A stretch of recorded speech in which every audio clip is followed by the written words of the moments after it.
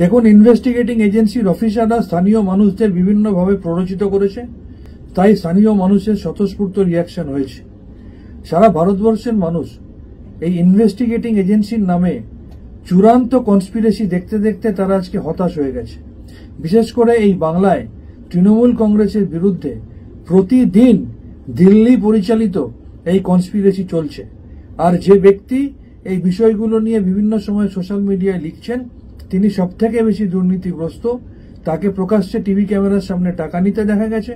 তার পরিবারের বিভিন্ন লোকের বিরুদ্ধে প্রকাশ্যে দুর্নীতির অভিযোগ সামনে এসেছে, অথচ তার কেশাগ্র কেউ স্পর্শ করছে না। Trinamool Congress zero tolerance two corruption শুধু মুখে বলে না, কাজে করে দেখায়। কিন্তু বিজেপি সেটা বলার হিম্মত দেখাবে না, তার কারণ বিজেপির আপাদমস্তক নেতারা দুর্নীতিগ্রস্ত। তৃণমূল কংগ্রেস সেটা করে দেখাতে পারে।